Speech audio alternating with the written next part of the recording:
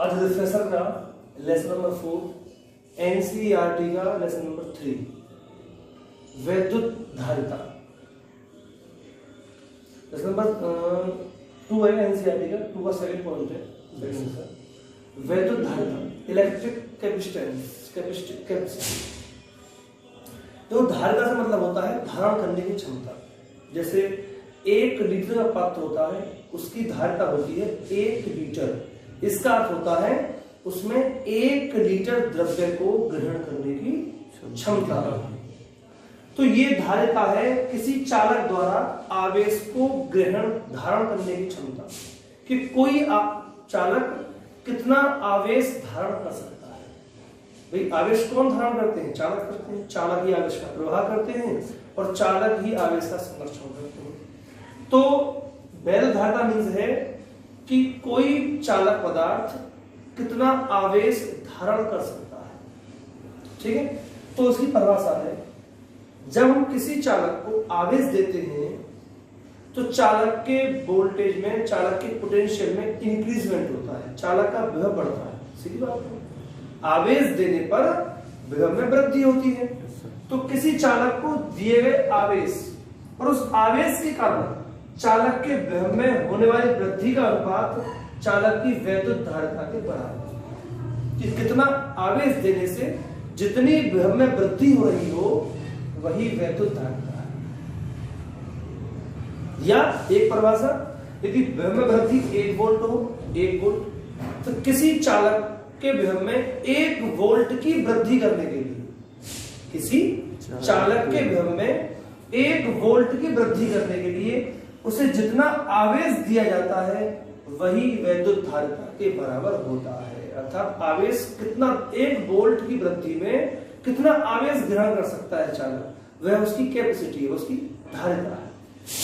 यदि किसी चालक को दिया गया आवेश Q हो और उसके कारण विभव में वृद्धि V हो तो C = Q/V। C बराबर Q/V, आवेश बटे विभव। मात्रक, आवेश का मात्रक कूलाम होता है, हम जानते हैं, और विभव का मात्रक वोल्ट होता है। तो मात्रक कूलाम प्रति वोल्ट या फेरेड, F से रिप्रेजेंट करते हैं। 1 फेरेड की परिभाषा आपको बताया हुआ है। अगर किसी भी मात्रक की परिभाषा निकालनी हो तो उसकी सूत्र में जितनी भौतिक राशियां हो सबको एकांक मान लीजिए। तो C बराबर, इसके सूत्र में Q और V है, तो Q को 1 कूलाम मान लिया, V को 1 वोल्ट मान लिया। 1/1 बराबर 1 फेरेड। अर्थात किसी चालक को एकांक आवेश देने पर यदि उसके विभव में एकांक वृद्धि होती है तो चालक की धारिता 1 फेरेड होगी। चालक को 1 कूलाम आवेश देने पर यदि उसके विभव में वृद्धि 1 वोल्ट है तो उसकी धारिता 1 फेरेड होगी। विमेय सूत्र, आवेश का विमेय सूत्र होता है AT और विभव का होता है ml/2 T−3 A−1। इसे ऊपर जाएंगे तो m इनवर्स का हो जाए, L−2 हो जाएंगे, प्लस के मुंह पर जा करके 3 ये है, ये T4 A, ये वाला 8, m−1 L−2 T4 8। इसके मात्रक अन्य और भी हैं, जैसे फेरेड के अलावा मिली फेरेड, तो मिली फेरेड में 10⁻³ फेरेड होते हैं। माइक्रो फेरेड, ये बहुत इंपॉर्टेंट है, बहुत चलता है। Micro mu F = 10⁻6 फेरेड। कहीं कहीं माइक्रो 2 बार माइक्रो आता है, या इसको बोलते हैं पिको फेरेड = 10⁻12। मोस्टली ये यूज होगा ज्यादातर न्यूमेरिकल्स में। इस लेसन में धारिता का मात्रक मोस्टली माइक्रो फेरेड यूज होगा, जिसमें 10⁻6 फेरेड होते हैं।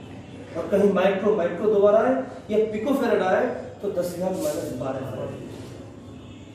अगर हम पृथ्वी की बात करें तो चूंकि पृथ्वी का वोल्टेज 0, पृथ्वी का विभव 0 होता है, पृथ्वी को निर्देश रूप में माने हम, तो पृथ्वी का विभव 0 होता है। और जिसका विभव 0 हो, अगर बटे में 0 है तो हम किसी भी संख्या में 0 का भाग करें तो उत्तर अनंत आता है। तो चूंकि पृथ्वी का विभव 0 होता है, अतः पृथ्वी की धारिता अनंत, अर्थात ये अनंत आवेश ग्रहण कर सकती है।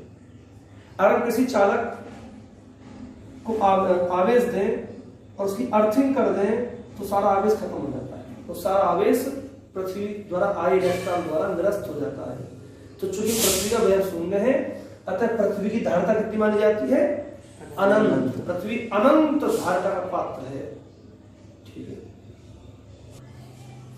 आवेशित विलगित गोलीय, विलगित कहती है अलग, अकेला, जो किसी दूसरे अन्य माध्यम से संपर्क में न हो, चालक संपर्क में न हो। तो विलगित आवेशित गोलीय चालक की धारिता, माना एक गोलीय चालक जिसकी त्रिज्या r है, विलगित अकेला रखा हुआ है, उस पर एक समान रूप से +q कूलाम का आवेश वितरित है, एक समान रूप से वितरित है। तब इस चालक का विभव v = 1/4 पाई एप्सिलॉन k है परावैद्युतांक, माने इसके चारों माध्यम जो है उसका परावैद्युतांक k है। तो v = 1/4 pi epsilon k q/r। ये सूत्र पिछले लेसन में पढ़ाया गया है, पिछले पाठ में। हमें निकालनी है धारिता, ये पढ़ाया हमने। धारिता C = q/v होता है। q/v की वैल्यू लगाई हमने 1/4 pi epsilon k q/r। q cancel bye q, ये बचा, पहुंच जाएगा ऊपर। तो C = 4 pi epsilon k × r। यह आवेशित विलगित गोलीय चालक की धारिता है यदि उसके आसपास कोई परावर्त माध्यम हो तो, और आसपास माध्यम वायु हो तो k की वैल्यू 1 हो जाएगी।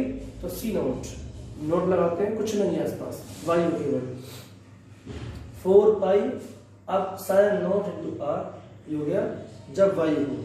ठीक है, दो सूत्र हो गए। इसमें संबंध क्या है, इसमें इसका भाग कीजिए, तो C/C0 बराबर k, ये हो गया आवेशित विलगित गोलीय चालक की धारिता।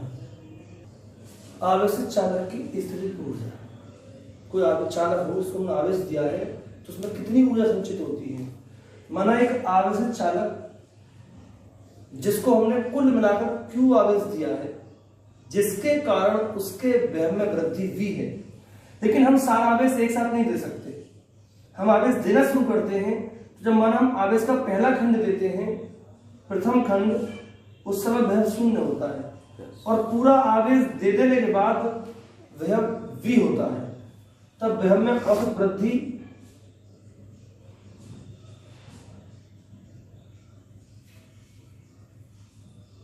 कुल पदों का योग बटे कुल पदों की संख्या V/2, यह विभव में औसत वृद्धि होगी। हमें निकालनी है ऊर्जा। तो ऊर्जा होता है आवेश देने में जितना कार्य किया गया है वही कार्य संचित ऊर्जा के बराबर होता है। तो इस विभव वृद्धि में किया गया कार्य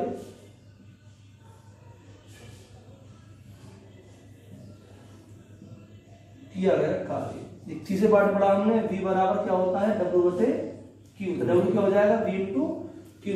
तो कार्य बराबर आवेश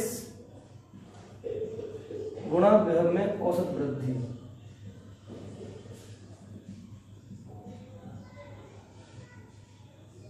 तो कार्य है W, आवेश है Q और विभव है V/2। W बराबर 1/2 × Q × V। यही कार्य संचित स्थितिज ऊर्जा के बराबर होगा। तो U = W = ½ Q × V, इतने जूल। लेकिन आज ही पढ़ा हमने कि C = क्या होता है Q/V। तो Q क्या हो जाएगा CV। जब Q बराबर CV तो Q की वैल्यू यहां पुट कर दीजिए, U = 1/2 CV × V। तो V 2 हो गए, तो U = ½ CV²। ये बहुत इंपॉर्टेंट सूत्र है जो इस पाठ में आपको बार बार काम आएगा। U बराबर ½ CV²। इसी प्रकार से जब Q बराबर CV है, ऐसे हम V = Q/CV कर सकते हैं, है ना। तो इस वैल्यू फिलहाल दीजिए आप V के स्थान पर। तो U = 1/2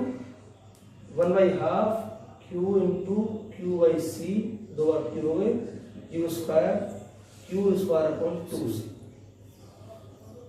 जूल। इस प्रकार आवेश चालक की स्थिति हो जाए।